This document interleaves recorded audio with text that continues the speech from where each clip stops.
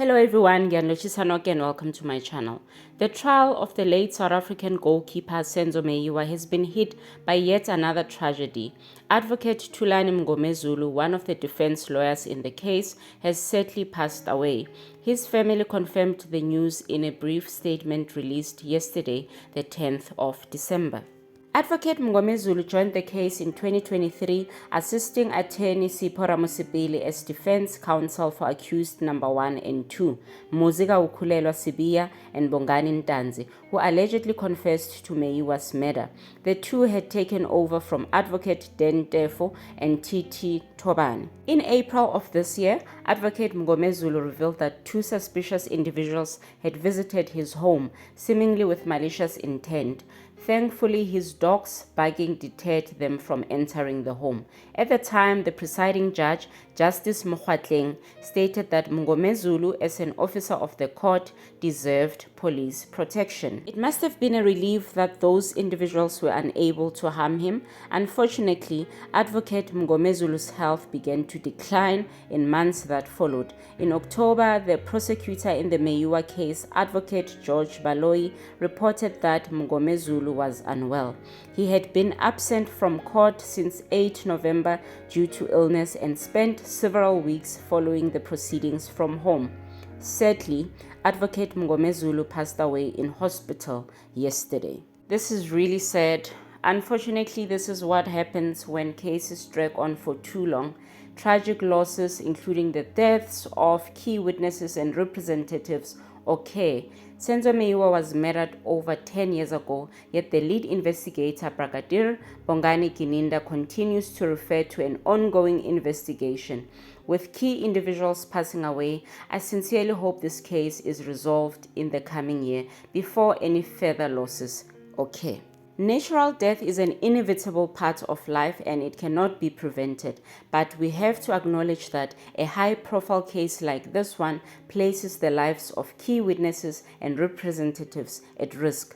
Hence, it's supposed to be resolved as swiftly as possible. By the way, just 2 days ago, the presiding judge was asking about Advocate Mngomezulu, asking his colleagues. The colleagues responded by saying they couldn't get hold of him, he didn't update them like he usually does. Surprisingly, the judge then claims that his source told him that Advocate Mngomezulu was actually around. The way he went on about this, it just seemed like the judge did not believe that Advocate Mngomezulu was really sick. Where's Mr. Baloyi? Mr. Mngomezulu, when is he starting? I've got sources which say he was here today. That's a lie. In this court, If it's the JP who says that, you still say it's a lie. it's inaccurate.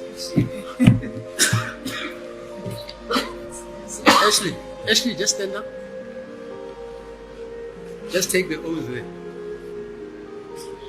Just take the oath because they say somebody's lying. Hey.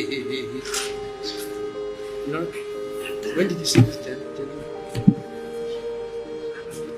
I don't want to testify to that. But you saw him. Okay, fine. Somebody saw him today in the precinct. It's fine, I'll just close it like this. Yeah, fine. The video I'm going to conclude with is apparently the last day Advocate Mngomezulu was seen in court. You could see that he's struggling to speak. But according to this tweet, they summoned him to court while on sick leave because they didn't take his illness serious. The court even asked whether his doctor was a South African. I must say, this really broke my heart. I can imagine being bullied on national TV and you are not well. Anyway, what's done cannot be undone. Here's to hoping the judge will be treating the defense a little bit better or with kindness next year. He has been hostile towards them for the longest of time. Yes, Mr. Mngomezulu.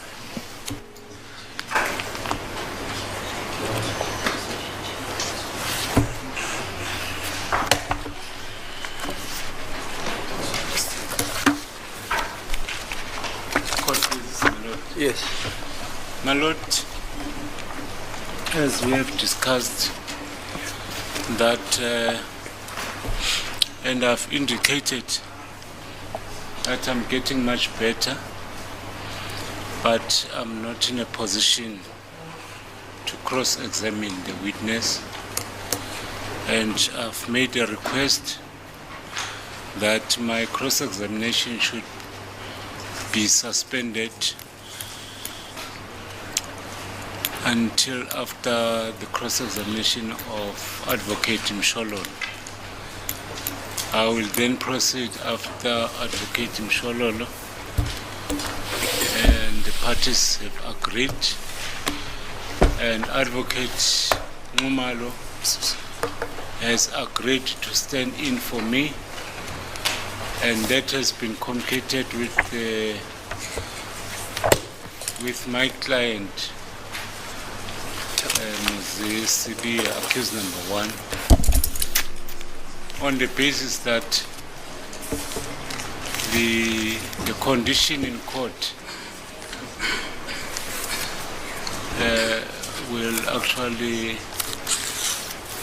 hamper or disturb the progress of my healing as the court pleases.